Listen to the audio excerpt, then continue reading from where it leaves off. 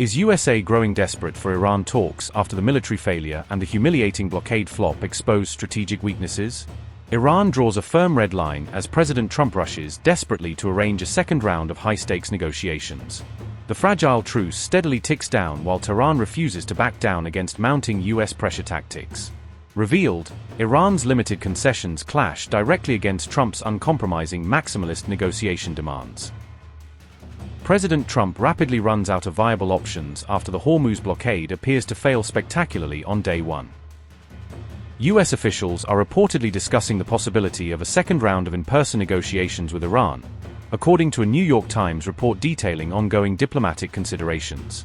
Potential venues under consideration include Islamabad in Pakistan and Geneva in Switzerland, as the current truce between the parties is set to expire next week. Turkey has also reportedly stepped in to help bridge gaps between the two sides and facilitate renewed dialogue aimed at resolving key disputes.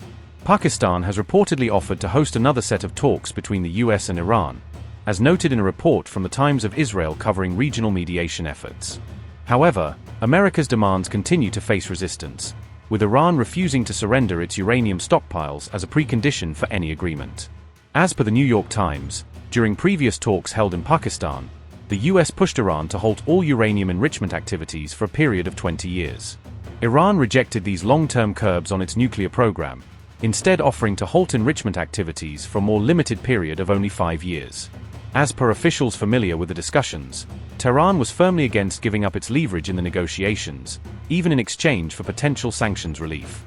President Trump reportedly rejected Iran's counteroffer outright, with the US aiming to completely dismantle or obliterate Iran's nuclear program entirely.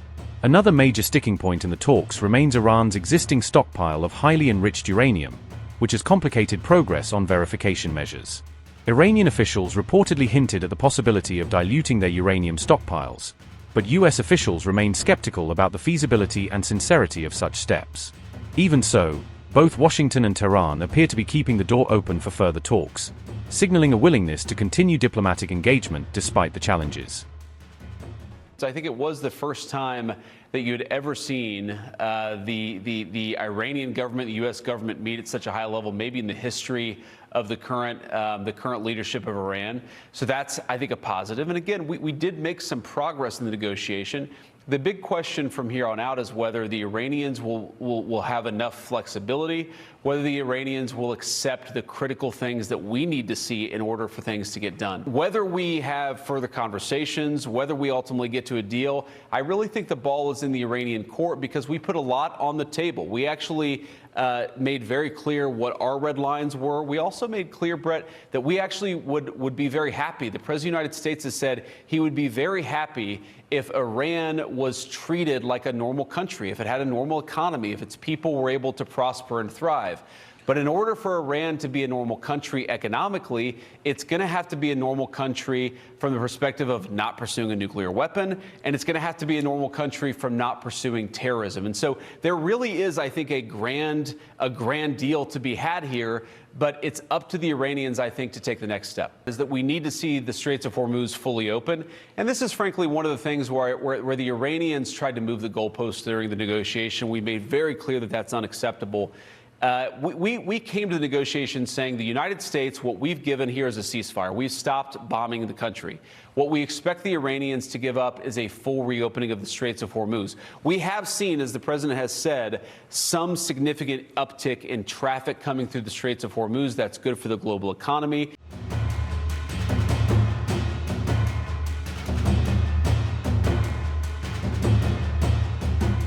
Tensions in the Strait of Hormuz appeared to escalate on April 13th when the United States imposed a naval blockade targeting Iranian shipping, following the failure of prior diplomatic talks. Despite the newly enacted US blockade, an oil tanker successfully transited the Strait of Hormuz, according to reports from US military sources monitoring the waterway. The partially loaded oil tanker named Elpis managed to cross the strait on April 13th, as detailed in a CNN report covering the incident amid heightened restrictions. The Elpis vessel reportedly cleared the narrow waterway without incident, even as the US blockade was actively in place against Iranian-linked shipping traffic. The Elpis had been previously sanctioned by the United States due to its alleged connections to Iran's shadow oil trade network operating outside official channels. This transit occurred shortly after President Trump's announced blockade was set to begin, marking an early test of the enforcement measures in the strategic choke point. The development was reported by Iran International, which cited a CNN report confirming the tanker's passage through the restricted area. U.S. President Donald Trump said on April 12 that the U.S. Navy would move to lock down the Strait of Hormuz after negotiations with Iran failed to produce a lasting agreement. Trump also declared that U.S. forces would intercept, on global seas, any ship that continued to pay transit tolls or fees to Iran, signaling a bid to choke off Tehran's maritime revenue.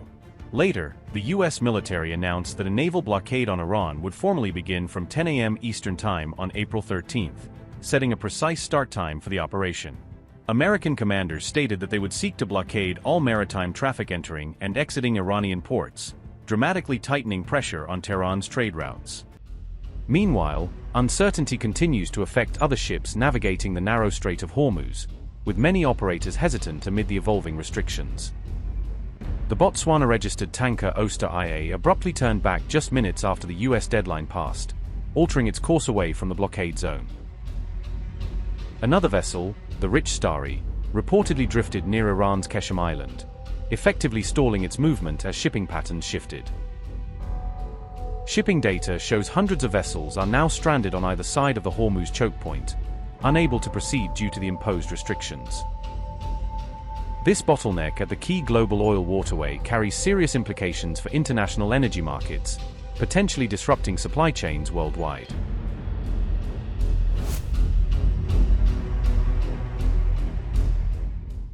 In response, Iran's elite Islamic Revolutionary Guard Corps issued a warning to the U.S. and its allies against any miscalculations, hinting at severe consequences if the plan goes ahead. The IRGC Navy said that one wrong move by the United States would plunge its forces into a deadly whirlpool of destruction, evoking the image of a catastrophic confrontation at sea. According to Iranian media, the IRGC currently controls the strait and is only allowing civilian ships to pass under strict conditions that Tehran itself sets and monitors.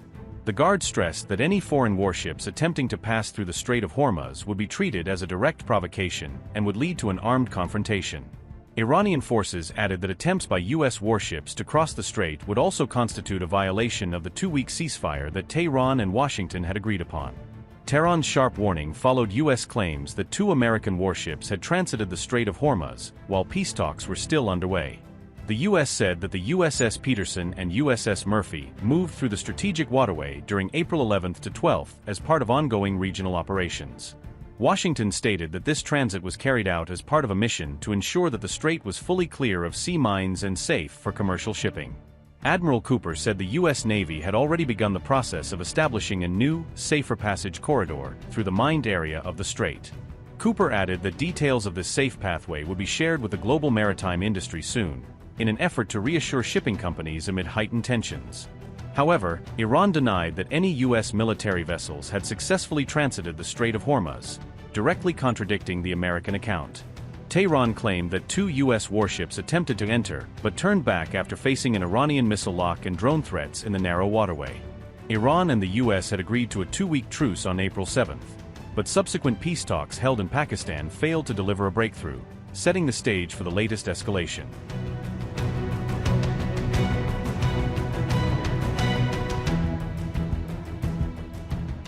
After failed peace talks, Iran has warned the United States that Americans may soon miss today's relatively cheap gasoline. Iran's parliament speaker, Mohammad Bakir Kalibaf, made the warning on April 12, according to Press TV.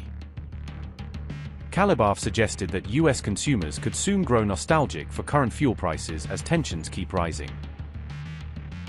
His comments came shortly after President Donald Trump ordered the U.S. Navy to impose a naval blockade on Iran. The move is aimed at the Strait of Hormuz, one of the world's most critical sea lanes for international oil shipments. Tensions between Washington and Tehran have continued to escalate following the collapse of peace talks in Islamabad. According to the American Automobile Association, average gasoline prices in the United States are about $4.125 per gallon. Reports say U.S. gasoline prices have already climbed roughly 40% compared to pre-war levels. Oil prices surged again on April 12, after Washington announced a blockade of Iranian ports starting the next day. US crude jumped around 8% to $104.24 per barrel, while Brent crude rose about 7% to $102.29.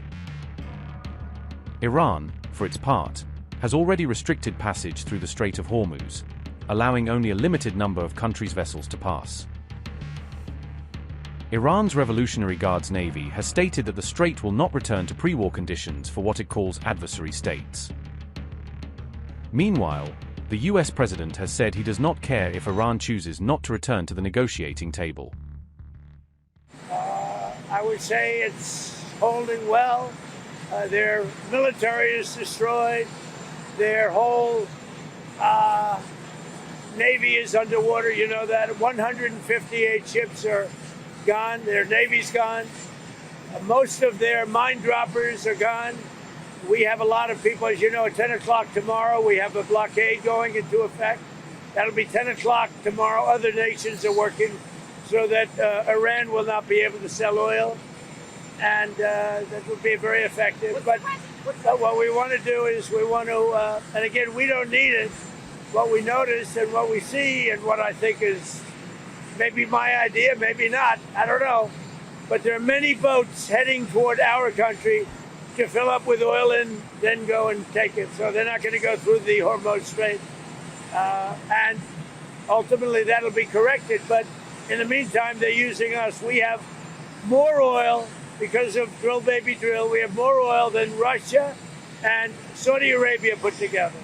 I think Iran is in very bad shape. I think they're very desperate. We had a meeting that lasted 21 hours. We understand the situation better than anybody, and Iran's in very bad shape. And just so you understand, Iran will not have a nuclear weapon. Will not have.